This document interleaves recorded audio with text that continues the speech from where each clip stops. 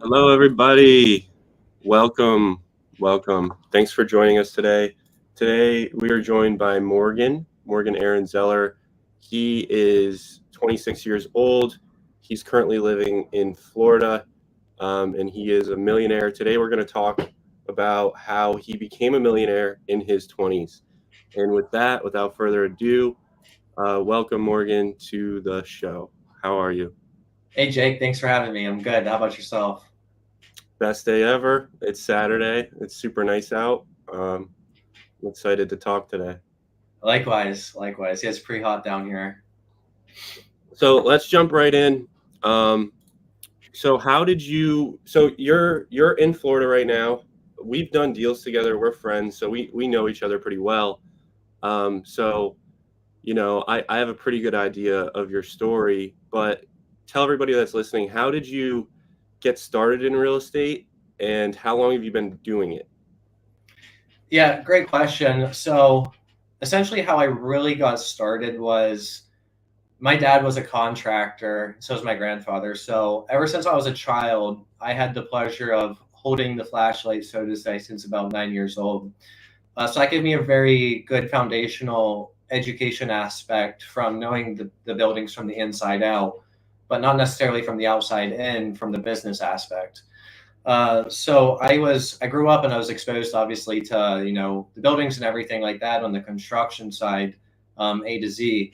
But what really pushed me across the leap into actually buy real estate rather than being a service person for in real estate was I was talking to a guy and I ran to a little chunk of money at a younger age at the time and I didn't know what to do with it. And I noticed and realized every rich and wealthy person owned real estate.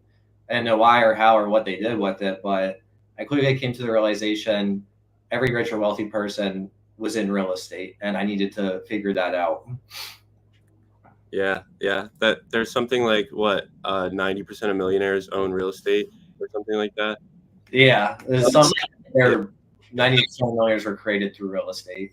So you mentioned that your dad did construction, so you saw the logistics of putting a house together or remodeling a house. Um, you're familiar with a lot of the construction end of things, and you also highlighted how you came into a chunk of money. So I think when people are first getting started in real estate, one of the things they don't have is money. So you said that when you were younger, you had a chunk of money. Can you tell us a little bit more about that? Yeah, so when I was about 14 years old, I created a software company. I hired virtual assistants out to code out platforms. I taught myself some coding during it. Obviously, you should have to know some parts of your business. Really, I outsourced that. It was kind of a saying. I have 7 doctorates, 6 PhDs or whatever, but it's not me. It's the people who are working for me who have that, so to say. But yeah, I nonetheless, at 14, I hired a bunch of virtual assistants, code out some software for me, sold that at a young age, made a decent amount of money for my age at the time, and then used that money, plowed that into cryptocurrency. Bitcoin at the time was about $30, $30 to $50. So And my how long ago was this? So you were making money from your software company when you were a teenager, um, and then you invested in Bitcoin. So what's the timelines, just so everyone knows? this was about 2011, 2012. Okay, so back before Bitcoin is anything like it is today. Correct. No one knew what it was at this point or anything about it. Okay, So I had my software company and all the financial processors I was using, like PayPal. You had to be 18. You had to be an adult to take money. So me, about 70, 80% of my payments were coming through PayPal. They limited my account because I wasn't technically an adult. So that chopped me off at the chest on my revenues. well, So I just want to pause there, Morgan, because that's such a really good learning experience where, because you're underage, you couldn't use some of the transaction tools that you could if you were 18. mhm. And a lot of people might say like, "Oh, I just can't do it now." But what you did is you looked for an alternative currency, and it ended up being beneficial. I just Correct. want I don't mean to keep interrupting you. I just wanted to highlight that. So, you had to pivot when you're a teenager and find something new, and it ended up being the best thing you probably could have done. Exactly. Yep, that's what happened. So I had to pivot, turn the currency to Bitcoin. That's how I discovered Bitcoin and all the other cryptocurrencies, and started taking payments that way. But yeah, that's pretty much how I came into a little chunk of money at a younger age compared to most people in their teenage years. That's awesome. And so like when you say a software company in your teenage years, a lot of people are going to say that or hear that and say like, okay, well, I don't know how to code. I don't know how to do anything. How did that come about? How did you get involved in that software? Like, was it something where you had to be a super genius to get started, or did you kind of just fall into it? How can you talk a little bit about that? It's more of just being resourceful. That's really all it is. If you're a resourceful person, you can do anything. So like my point, a lot of people say that they have masters, doctorates, bachelors. Not necessarily me. It's the people I know. So I leverage a lot of people. Us, we have about 3 or 4 levers: media, human, capital, and technology. If you can leverage these 4 levers in any business, you can scale quite drastically. Awesome. Okay, so we leave the teenage years where you can't even use real banking tools, so you have to use cryptocurrency. And because you use cryptocurrency, you have this holding of Bitcoin. So what do you do with the Bitcoin? So you said that you sold the Bitcoin or some of it and started buying real estate because you saw that everybody that was rich had real estate. Where did you start investing, and what did that look like for you? I know we're both from Pennsylvania. Um, I want to try not to talk about things I already know and just hear it directly from you. So, like, a lot of people are afraid to invest outside of the area. Some people feel like they need to get started close to them. I believe you got started closer to you, and now you invest everywhere. So, can you bring us along that journey coming out of high school, becoming an adult, all that? Yeah, great question. So I bought my first property. It was a duplex when I was 17 years old with some of that money. It was a seller finance. Right. Okay. Yep, seller finance. I bought it 5K down. I bought it from my grandmother and then made monthly payments to her until it was paid off. So I bought that at 17. From there, I went to college. I started college at 17, went to a community college for 2 years. And then after that, I really didn't do nothing with the real estate at that point because I was taking student loans and I didn't want to have that extra income affect the loans because I wanted to continue furthering my education because I thought that was the right move at the time. In hindsight, maybe not, maybe it was. But anyway, did that, went to community college for 2 years, and I transferred to Bloomsburg and I was enrolled there, got my bachelor's in marketing and then a minor in business management. And then after I graduated college in 2020, that's when I really started to buckle down in real estate. So you went to college for business. You went to Bloomsburg University, and what? So do you use any of the college that do you use your degree basically? Very minimal, maybe less than 5% of what I've learned in college, honestly. And you were working a tech job, right? I understand now you're fully real estate. That's how you eat. But when you got out of Bloomsburg, what happened after that? Yeah, so my last semester at Bloomsburg, COVID just started popping off early 2020. I went to actually had a little hunk of money left over still from my cryptocurrency. A lot of my friends were buying, new cars, stupid shit like that. I knew that wasn't the right move, and I knew that they would regret that in the future. So I was like, all right, I have this duplex. In the meantime, though, in that college time frame, I was educating myself as much as I could in my free time about real estate, almost making it to be obsessive in a way. So like during that time frame, I uncovered the Burr method, all of that, and it really started clicking. And I'm like, okay, I can make a lot of money in this industry if I'm strategic enough. So you started obsessing over real estate, and you realized that was your path. Like, what was there anything that, like, anybody you met or anything that made it really click that stands out to you, or was it like an accumulative buildup of knowledge through research and through life experience where you decided to go into real estate, or was it somebody that, like, light bulb, you know? No, I didn't have that mentor holding my hand so the way. It was all self-research, tripping on my knees, scraping my elbows and getting back up, tripping on my knees, scraping my elbows, eating shit, getting back up again, and so on. Yeah, and so a lot of people talk about like the mentorship route and how before you get started you should get a mentor and all this stuff. I completely disagree with that. Like your story, like my story, I think you just get started and then you start to meet people that know more than you, and maybe they become your mentor, they help you. But I think a lot of people, when they think of the word mentor, they like envision like a counsel of somebody to consult with, but really it's more of like a friend that you get advice from, you know? Um, and yeah, you just got into it. You started working. You said, "I'm going to start trying this." And what made you okay with the risk? Because there is some risk, right? Getting into real estate. Like, how did you feel about that? I looked at the risk unnecessarily, like, okay, what's my money going to do sitting here in the bank? It's going to do absolutely nothing, or I'm going to piss it away on, a sports car or something stupid. So I didn't really look at the risk. What do I have to lose? I have a real estate asset that I can rent out that's going to make me money for the rest of my life. So I don't know if it's, because I grew up in construction, that I see a lot of people get caught up when that hurdle.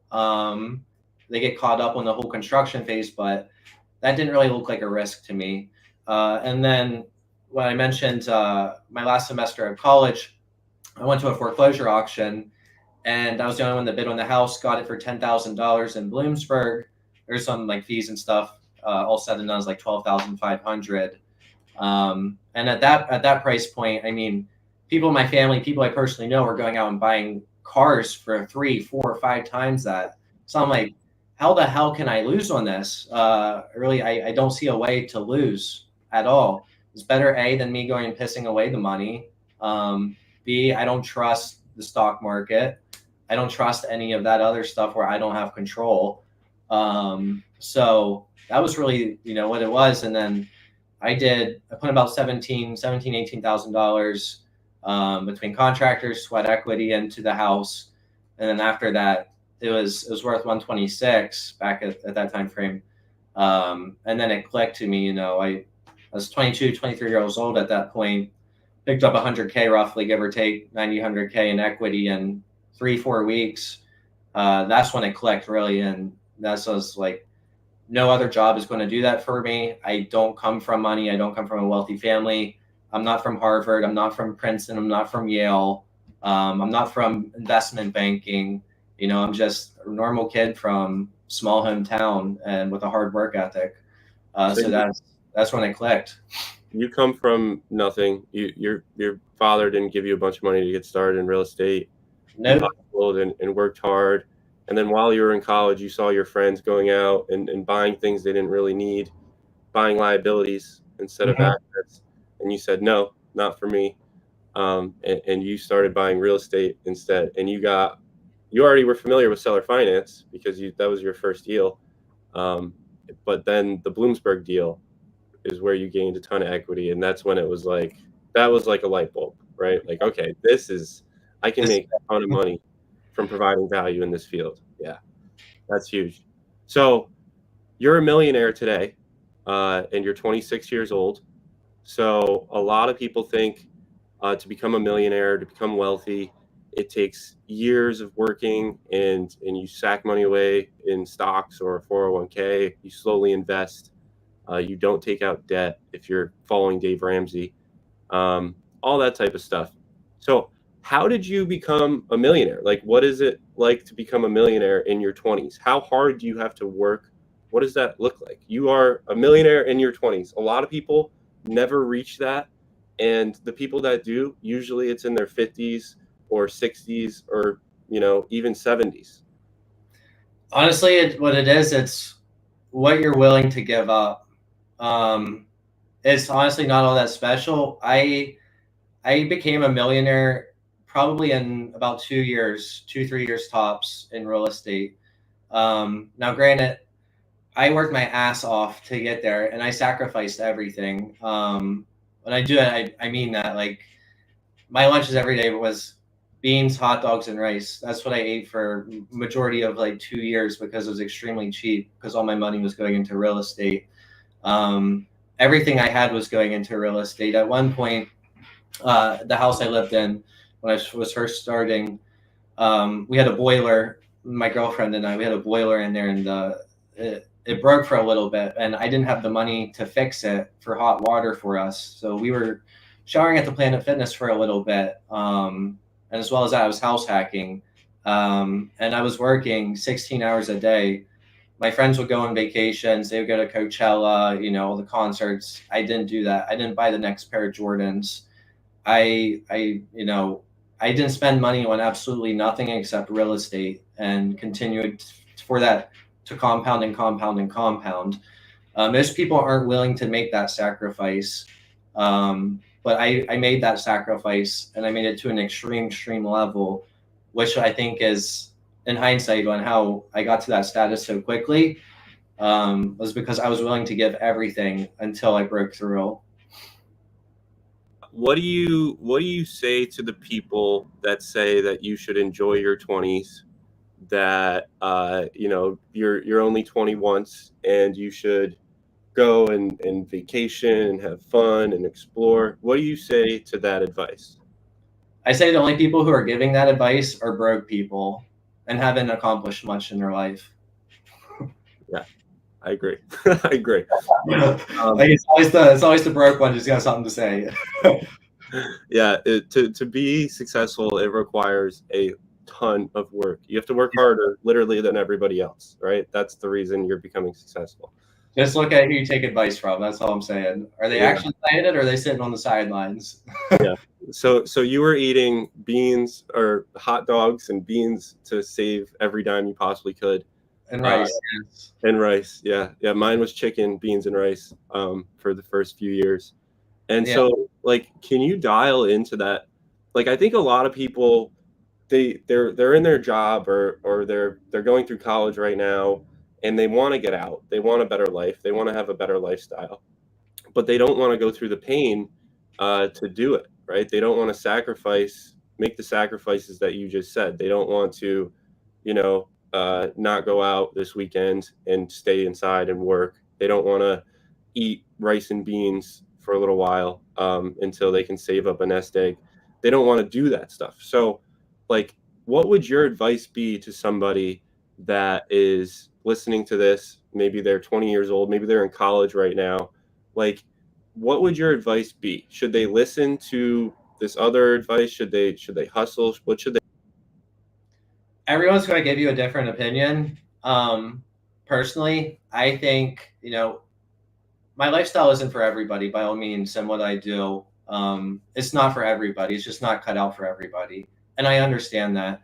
I would say for across the board as a whole, find the person who's living the ideal life and the ideal lifestyle that you want to portray and you want your life to look like in the future, and ask them for advice and follow their footsteps. There's nothing wrong with a 9 to 5 comfortably making $250,000 a year if that's what you want that's what you want out of your life.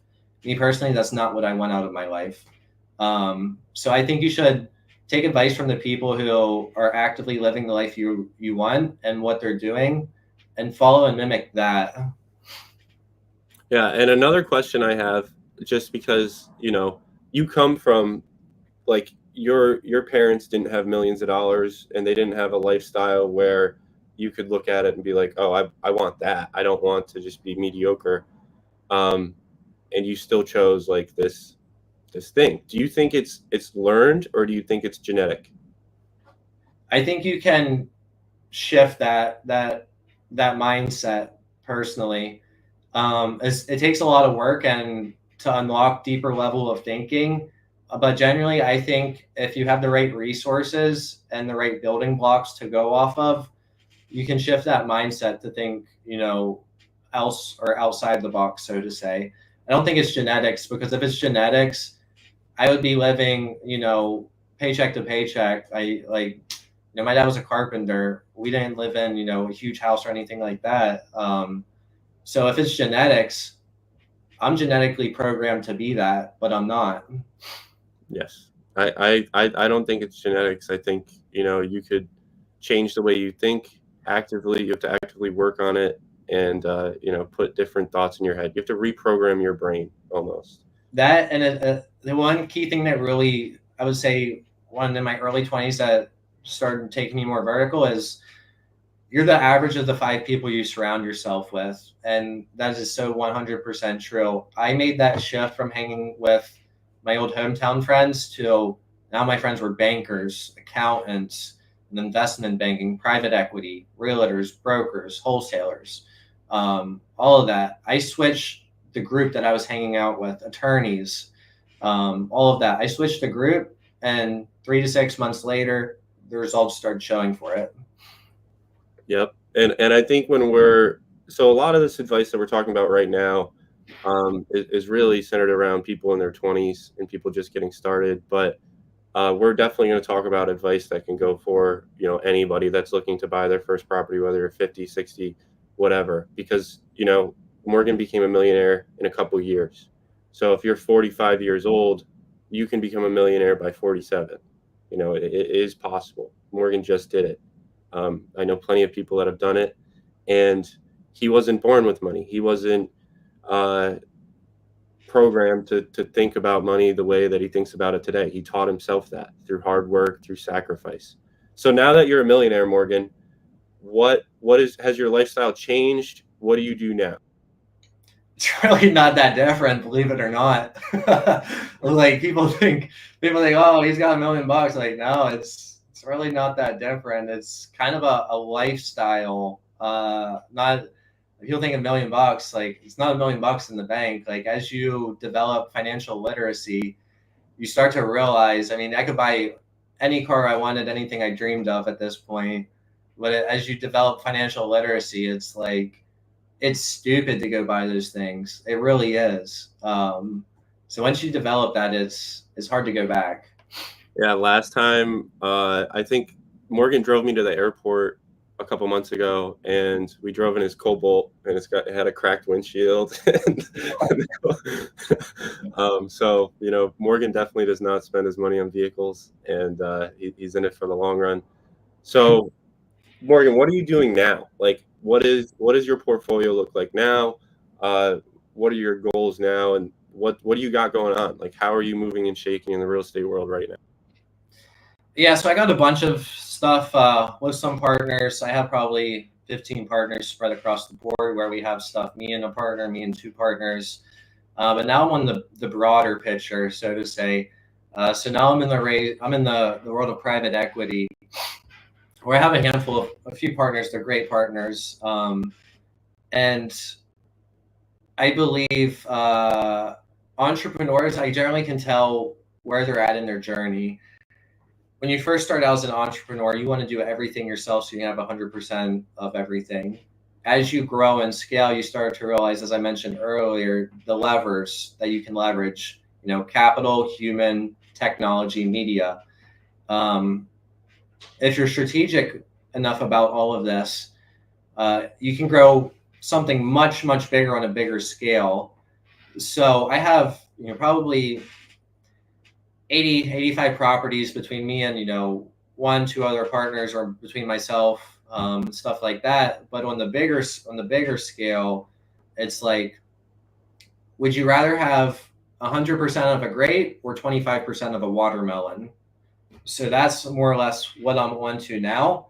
And then also in the same point, when you're doing this all by yourself, you're competing against teams, right? You're competing against, essentially teams like me and my team in the funds that I'm a part of. There's no way you're outperforming and outworking and outdoing all of our resources combined together, 5 of us, or 4 or 5 of us. You put together 4 or 5 savages that can 100% trust each other, have each other's back at all times, hands down. You don't have to worry about that. You have to put together, 4 or 5 savages. There's nothing you can't do in this world. Absolutely nothing. So that's more or less what I'm on now, is the big broader picture, and working on scaling up. Our goal is $1 billion fund in the next 5 years. Let's go. That's awesome. So to all the people that think you can't accomplish great things in your 20s, Morgan is a living example of somebody that's doing it. He is, buying gas stations, has flip funds, has a bunch of different funds going on to buy performing assets or non-performing assets and make them performing. And he has had tremendous growth. I mean, for anybody that's in their 20s and thinks that they can't do something because they're too young, the founding fathers of the United States of America were in their 20s, just so you know. So Morgan just talked about a group of 5 savages, his team, a group of 5 very competent people that work together, trust each other, collaborate, and put a collaborative effort towards something to accomplish it. That's exactly what everything that we have to get something accomplished, that's what you have to do. So Morgan, like what would you do? What advice would you give to somebody that's looking to buy their first property? Um, there's the 20-year-old out there that's looking to buy their first rental property, that's just getting out of college or working their first job or second job. And then there's the 50-year-old that is looking to, get ready for retirement, that maybe wants to buy some properties to retire. So first, can you give advice to that 50-year-old that maybe hasn't saved up for retirement the way they should have and needs to now? And then let's go to the 20-year-old. Yeah, so if you're later in life, generally you're going to be less risk adverse because you want retirement.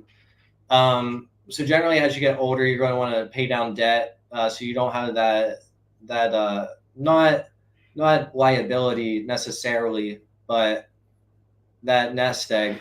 So if I was older, I'd be focusing more on cash flow plays, ones that generate substantial more cash that you could retire and get out of the day job. Versus if I was younger, I would more focus on appreciation plays because you have time, right? If you're in your 20s, you have 30 to 50 years ahead of you of just nothing but compound growth, compound, compound, compound. But if you're in your 50s, 60s, you don't have 30, 50 years ahead of you, unfortunately, but that's just the nature of, our life cycles. So if I was in my young 20s, I would focus on, heavy appreciation, but can cash flow, because then you can tap into that equity. And generally if you buy it in the right areas, you're going to have areas where are really good for cash flow. You're going to have areas that are really good for appreciation. I try and get in the middle there. And then as you grow, you can tap into that equity, because generally in really, really good areas with good appreciation, you're going to make more on your net worth growing and those properties appreciating, versus if you just have, lower end properties and just collecting cash flow. So generally, as you're first starting out, I see a lot of people focus solely on cash flow. There's nothing wrong with that by any means. You need cash flow to survive. The business is the lifeblood of any business. But generally, people start out with cash flow, and then as their portfolio grows, they shift towards appreciation, because they start to realize that, yeah, the cash flow is good, but the real money is in appreciation of real estate compounding and raising, going up year over year. I make more money on my net worth from an appreciation aspect than I do money coming in my bank account every year, to put in perspective. So if I was younger, I'd focus appreciation plays. If I was older, I'd focus cash flow plays. Yeah, I would say probably the same thing. You can be a lot more risky when you're younger, because you have a lot of time to recover, and you have a lot of time to compound things. Now, there's the people that want to become wealthy, want to become financially free, that don't necessarily want to deal with tenants, don't want to deal with the headaches, because we're talking about how great this is, how great buying properties is, but it's also very hard, right? Morgan, I know a story about one of the tenants that you had, a resident that was from an insurance company. Can you tell us a little bit about that? And then we're going to talk about how people can maybe do this if they don't want to manage tenants. Yeah, so I had this one tenant in one of my properties. I'm not going to name drop them or anything like that. But basically, an insurance company came to me and said, "Hey, our insured, his house burnt down. We're responsible. We have to build him a new house for the insurance policy payout. In the meantime, we're also responsible. We have to house him to rent somewhere while his house is being built." So long story short, me thinking it's coming, from the insurance company, like guaranteed, let's go. At the time, I did have the insurance company sign on the lease too, just from an extra aspect of risk mitigation. And I did, and I'm extremely thankful I did versus just having the tenant. Nonetheless, everything was going good for like 6 months. The house was rented for $23.50 a month.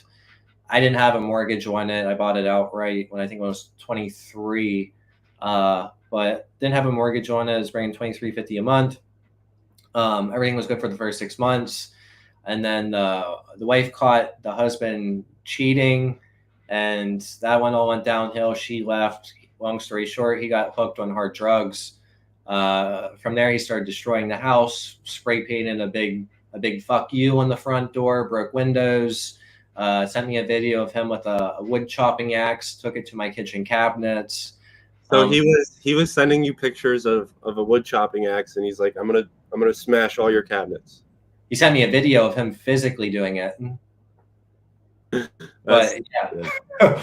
Yeah, and then the other ones with like, oh, I got this chainsaw, I'm gonna chainsaw this house apart. And then that was an interesting eviction. But that was probably been the worst one so far. But I mean, it's kind of one of the ones you have to have the mindset you're going to get a shitty tenant eventually. It's not a matter of if, it's a matter of when. Just being in this game, granted, you can do a lot of stuff to mitigate it, like that. I generally look for 3 times the rent, or 3 times income to rent ratio, and at least a minimum of a 650, 675 credit score that shows on-time payments, because historically, and I go off of data driven decisions, not emotion. Chances are, if they have 100% of their bills paid on their credit report, chances are they care about their credit. And this also leads me to, this gives me leverage, because if they don't pay me and have to evict them, I go and I file a judgment against them, and they have a good credit score.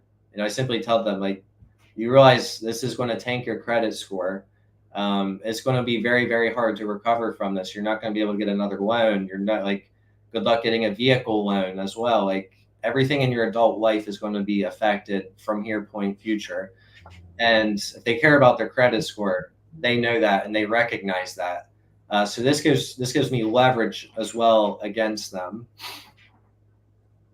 Yeah. What about the people that don't want to, like, they want to get the benefits of real estate, the depreciation, the cash flow, but they don't necessarily want to handle tenants. They don't want to deal with tenants. They don't want to unclog a toilet when it clogs. Like, what should they do? Are they stuck with the stock market, or like what do they do? Yeah, they could take a couple different options. I mean, if they grew up, you could hire a property manager. Generally, in single family, you're gonna see like 8 to 12% on a property manager. So you could hire a property manager, but then you're stuck managing the property manager. But if you really want to hold, entirely hands-off approach, you could look into funds, REITs, something like we do. I mean, we literally do this for investors who don't want to do that, where they write us checks and we do everything A to Z, the toilets, the nightmares, the evictions, the legal, everything. And they get passive checks in the mail or in their ACH. So there's, you could go in the fund route or REITs, or you could hire a property manager. So there's a bunch of different options. So maybe if somebody doesn't want to buy the properties themselves and manage them themselves and hire property management and learn all about construction and stuff, they could get some real estate exposure by investing through somebody else, or investing in a fund that does real estate. Yeah, that, or I mean, when I was first starting out too, I recognize I can offer a lot of hard work and sweat equity and all that.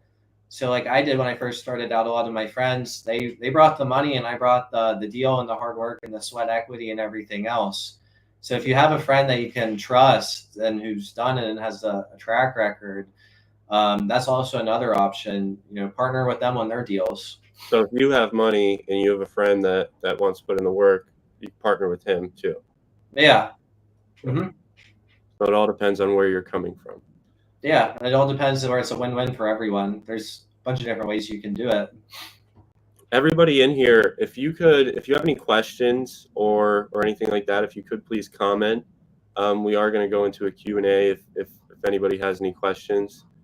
So Morgan became a millionaire by 26 years old, or no, a couple of years before that, right? Yeah, I became a millionaire probably like 23, 24. So became a millionaire by 23. He did it in a couple of years, and he doesn't come from money. He doesn't come from that type of background. And he was able to accomplish it in a couple of years. So if Morgan could do it, then most people can do it, right? You can learn the things, you can learn the strategies, you can reprogram your mind to have that financial freedom mentality. Do you have any other advice for somebody that's looking to maybe get started, or like what type of mindset do they have to do this, to do what you did? If you're starting out, probably in your young 20s, you probably don't have a lot to offer, just being quite frank. You're not developed. You don't have, 50 units yet, 100 units yet, where you don't have resources, you don't have the knowledge, you don't have the project managers or the people, all the team and the key players to get stuff done and moved across the board. So if you're in your young 20s, before you really develop all of that, I would say one thing that you should do, I did it and I still do it to this day, is work for free.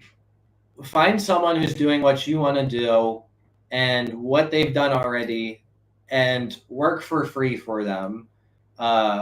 Go, if they're a developer, do whatever you can for free. This is going to give you an education base, and as well as going to develop a great relationship with whoever you're doing this for. So one day, as you learn all this education, you can branch off and do it yourself. Now, say you were helping a developer for 6 months or a year develop projects, and you had absolutely no skill set, nothing to bring to the table.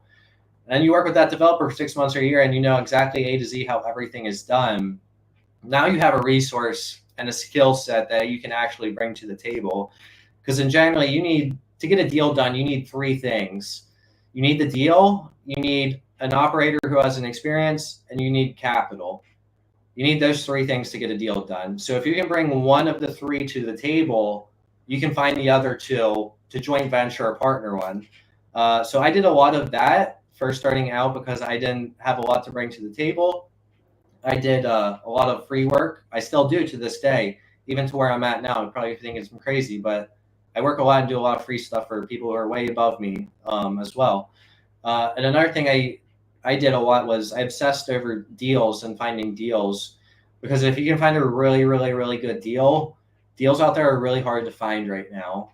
And if you can find a really, really good deal, you can find the capital to fund it. If it's good enough, you'll find the money easy.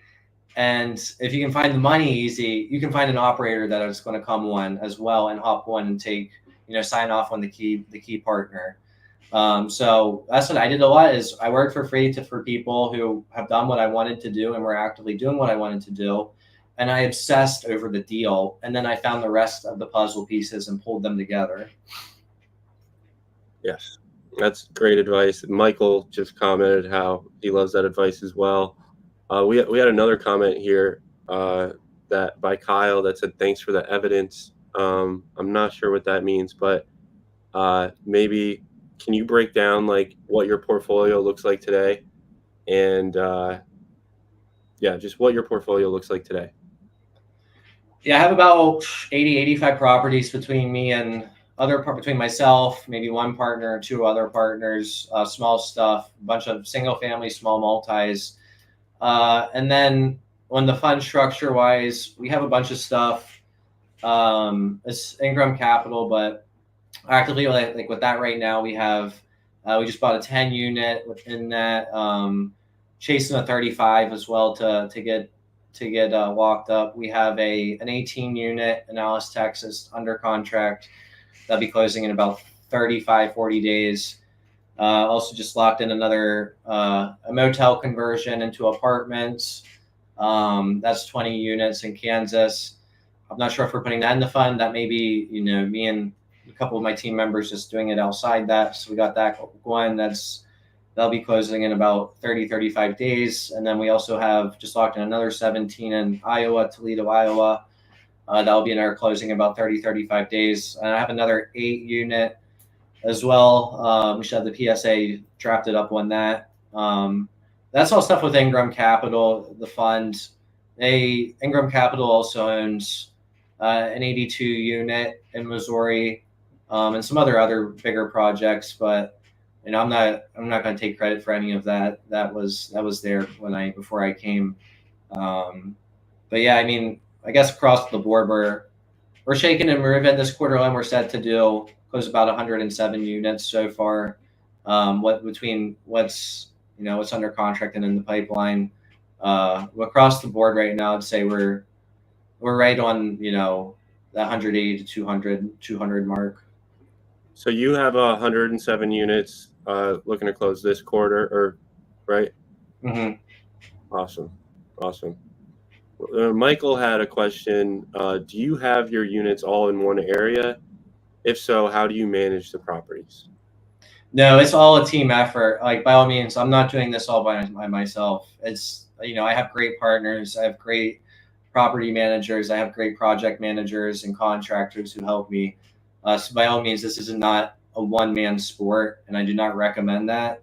But stuff I have stuff in Pennsylvania. I have stuff in Florida.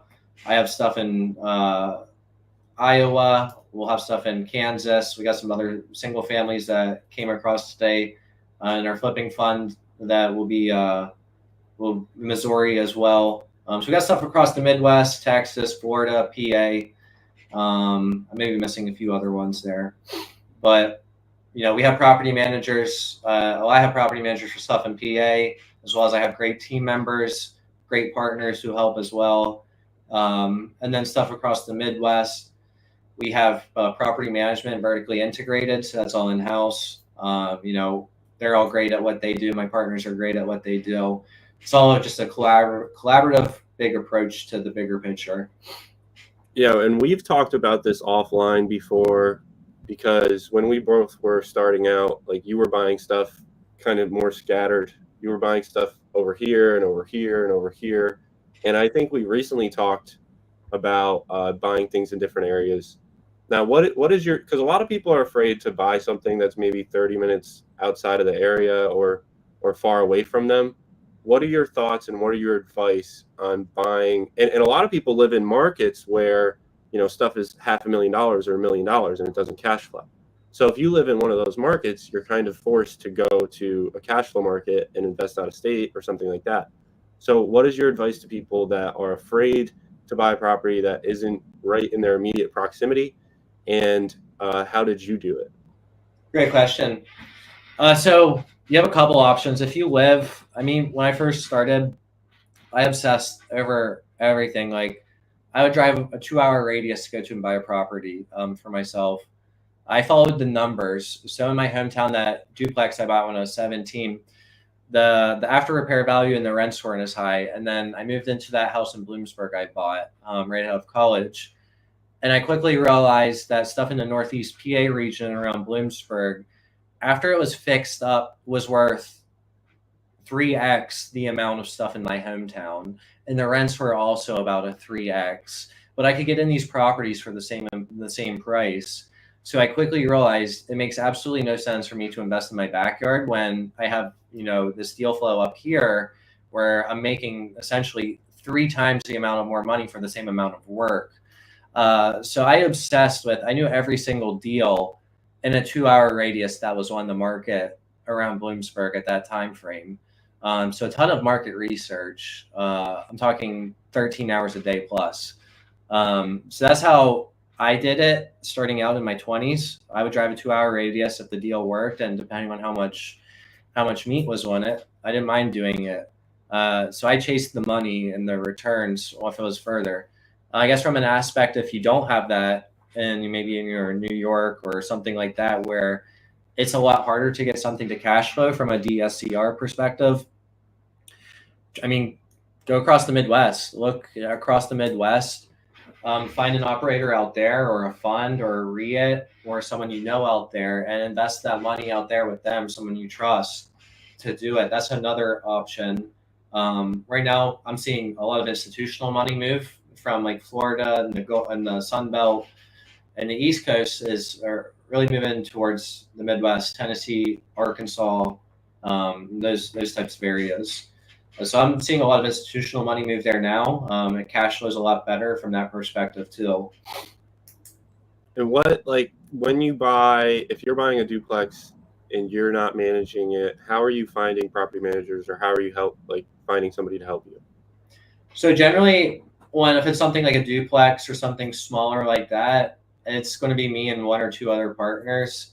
They're active to an extent, some of these, but the ones who we started with together, I teach them how to property manage as well. So they kind of take the reign on that. And I'm here to support and be backseat driver as much as I can. But also from the standpoint, if I do it all, they're not going to learn. They're not going to develop the skills. They're not going to develop the resources, the strategy, and the thinking mindset behind it all. So I have, like I said, I have a lot of great partners who help on that front. And generally anything like 5 units or more, like I don't really touch anything unless it's 5, 8 units, 10 units or more, unless there's a big spread. It's just generally not worth my time to do that stuff. But I also hire out property managers as well to help. So like I have a 6-unit portfolio and pay, for example, I have a third party property manager. So it's a matter of, meeting with the property managers, interviewing them, going with ones you like, talking to other landlords that they manage for, and make sure that they can handle the workload you're about to put on. I mean, example, if they're only managing 20 units and you come in with a 60-unit property and offload on them, their workload just 3x. The chances are they're going to break and not know how to handle that type of complexity and that problem solving. So I'd say definitely look for ones that have the experience already and have that education, that they have the skill set and the resources already to go about things. Yes. And how do you find deals? How do you come across the deals that you found? And how are you able to find so many creative deals? Oh man, they're all off market. It's the secret sauce. A lot of repeat business with a lot of repeat people I've done deals with in the past. So you've went off market mostly for your deals. You've tried to find them off market, Facebook groups, Zillow for sale by owner, wholesalers, agents. What has been your primary source of these off market deals? A lot of people who I've done previous business with, honestly. So it was like one wholesaler in particular last year we did 13 deals with. I'm at the point where I try and structure everything as an inbound funnel versus an outbound funnel. I like to attract versus chase. Quite frankly, I don't have the time to chase right now either. So like example, my inbox is, I'm flooded with probably over 75, 100 deals a day that I go through because I set up inbound marketing systems versus outbound. So that's generally, I don't really have to hunt, so to say. I have a lot of people who just send me deals, previous guys who I've closed with too, and as well as new, because they see what I'm doing and they feel that I can actually get the job done and get the actual thing across the finish line. So a lot of people will come to me, and ever other buyers too, just because from the standpoint of they think there's a much higher probability of me actually closing on it than someone else. So you said that you worked with wholesalers, one wholesaler in particular that you did a lot of business with. Now they're regulating wholesaling basically in Pennsylvania, in our home state. They've passed a law basically regulating it, and they're doing that all over the country. Do you think that your ability to source deals will be impacted by this? What are your thoughts on that? I don't think it will be, because because the people who are doing this at a very good level and are really efficient at it, they're not going to want to give up that business that they put in the groundwork to. It's I kind of look at it the same way as the government wanting to tax the rich. Let's punish the rich for all the hard work they did and sacrifice they did for the country. The rich are just going to find and go somewhere else. They're going to find, not necessarily a loophole, but they're going to just move somewhere else to be able to keep doing it, or they're going to pivot. Just like I pivoted when, PayPal limited my accounts. 75% of my payments are coming through. What did I do? I didn't just shut off shop. I pivoted and I kept it going. And I think wholesalers are going to, continue to pivot and find other avenues to actually keep doing this. The good ones, anyway, who've have a credibility and have put the groundwork in. I think we were actually just talking about this the other day, about the strategies behind that. Yeah, I agree. I think it's probably a good thing, honestly, because there's a lot of wholesalers that were not ethical, and it's going to get rid of them in theory, because now they're breaking the law. So I think it's going to be good as well, because, like I said, the ones who are established and already have a good business going, like, they're the ones who are going to stay, and those are the ones you generally want to work with already. Yeah, you have a lot of people entering real estate, giving offers on properties that don't make sense, and then as an actual buyer, like for you, you have to compete with that offer now that doesn't really make sense. So it's going to get rid of those people that are not actually intending to buy the property. We have another question here. What kind of inbound strategies do you use? You said that you have, hundreds of deals that you look at that come through your email. Like how do you get that funnel set up? What do you do to be able to look at all these inbound deals? Yeah, so you can set up alerts on stuff. I mean, like Zillow, Redfin, least amount of dollar per square foot. You can filter all of that to send you emails. I mean, there's one. You can set up other alerts through other stuff, establishing, subscribe to brokers' email list, subscribe to wholesalers' emails list. There's a wide variety of things you can do here. Set up a website as well, do stuff with that. But yeah, it's majority of it's all inbound and just establishing a lot of relationships. That's another big thing. This business is heavily driven on relationships. If you have the right relationships and the right resources, you can get a lot done. What does so you said reaching out to brokers, establishing relationships with wholesalers. I'm sure you could add agents to that list, good agents. Brokers are going to be more for the commercial side of things. Wholesalers are going to be kind of both, but more so residential, and then agents are going to be more so residential. What does like a call to, what does that first step to establish that relationship look like for a wholesaler, broker, agent?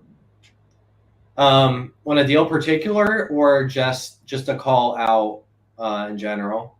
Yeah, just so maybe I want to talk to a broker and start getting commercial properties sent my way, but I've never talked to a broker. I don't know what to say. I don't even know like how to find a number to call. Where would I start? That's a good question. So generally, brokers are going to vet you out 100% because they don't want to waste their time, quite frankly. So generally, when I call a broker, I tell them really what I'm looking for. I'm very high level, very detailed oriented, and usually because I'm so detail oriented, they know I'm a player as well. Sometimes, generally, I'd say most of the times they're going to ask you what you currently own as well, to see the likelihood of, are you actually a player or not? Can you get this deal done?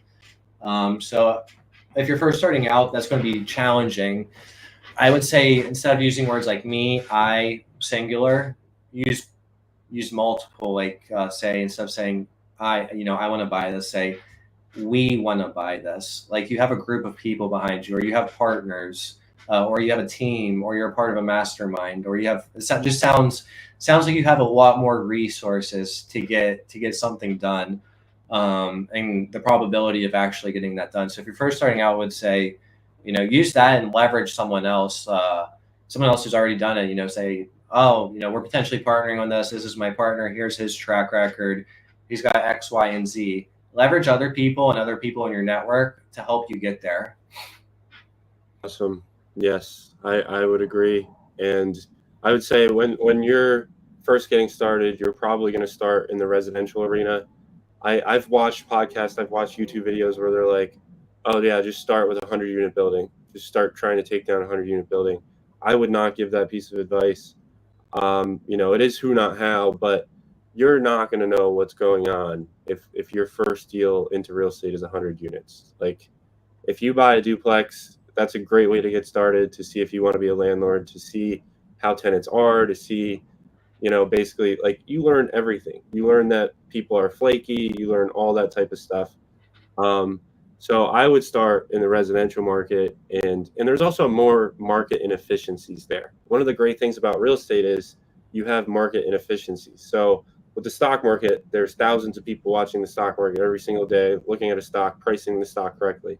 The piece of real estate, I could be the only person that's in contact with that seller, and there could be a lot more market inefficiency there, a lot more space to provide value. And that's even more so in the residential market. So I always suggest that people should get started in the residential market. And Michael has another question before we wrap up here. We're at our hour mark, so I don't want to hold you any longer, Morgan. But Michael has a question. Do you place all of your deals into an LLC and then have an overall LLC that manages the other LLCs? Each one's a little different. Depends how many assets are in what. Generally, I don't think you really have to. Now, this is me personally. I'm not a CPA. I'm not an attorney. Please recommend and do not take this as advice. Consult with one prior.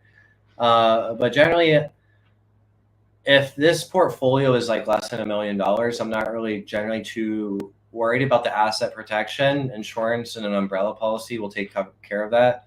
But for the bigger stuff, I have an active LLC where the transaction's transactional LLC, and then from that LLC, another LLC is the holding LLC, where the entity or the property entity, and then from that LLC is the holding LLC. So it's spaced out about two from the day-to-day operations to where the assets are actually held. So getting started, like having LLCs, every property under an LLC wasn't that big of a priority because you wanted to rely on your insurance first, because insurance is your first line of protection, right? So putting them in an LLC didn't really matter to you. Yeah. I wouldn't worry about that, too much starting out. Don't worry. Don't get too caught up in that until, I would say probably, I didn't personally until probably about 3 to 5 million worth of assets. Awesome. Well, thank you so much, Morgan, for your time today, and thank you for giving us advice and sharing with us today. Is there anything that you want to leave the listeners with? One last piece of advice or one last ask, maybe a way that people, one, can get in contact with you, and then maybe a good word of advice to close out here. Yeah. I would say if anyone has any questions or anything, I'm a pretty open book. I love helping people. I'm a big advocate of good karma, a very big advocate of good karma. So if anyone has any questions or is maybe stuck somewhere along their journey, or maybe there's a younger Morgan out there tripping and scraping his elbows and is just dragging his feet, please reach out to me. I would love to help anyone that I can along their journey. And the biggest advice I could really give is stay consistent, because that's the difference between the people who win and the people who lose, and the people who are extremely successful are the ones. There's really one trait: consistency, not giving up no matter what. So staying consistent is definitely huge, very, very, very big. You have to be consistent, because also motivation comes and it goes. We all know that, but you have to have the willpower to just stay consistent. Awesome. Thank you, Morgan. Thank you, everybody, all the audience members that participated. When we have questions, it really helps to pull more out of our guests. So feel free to ask questions throughout the whole show for the next one. And thank you so much, Morgan. Everybody got a lot out of this, and have a great day. I appreciate you joining us today. Hey, thanks for having me. I'll talk to you soon. All right, we'll see you. Thank you. See ya. Bye, everybody. Thank you so much for joining today. If you want to get a hold of Morgan, you can find him at aaronzellercapital.com. If you want to learn more about real estate, if you need a system to manage leads, or if you want to learn how to do deals off market or invest off market, we have a community that we're starting, offmarketmentor.com. This will be a community where basically people that invest in things off market, whether that's a business off market or a piece of real estate off market, this community is going to be for that. There's going to be market research. There's going to be tools like calculators to be able to determine the value of an asset. There's going to be contracts, all the stuff that we use. And then there's also tools. And so check that out if you're looking to learn more. And thank you, everybody, for listening and joining with us today. Again, thanks for all the audience members that participated. We definitely want more participation so that we can ask our guests, questions and get the most out of them. So thank you for your time and have a great weekend, everybody. I will see you later and have a good one. Let's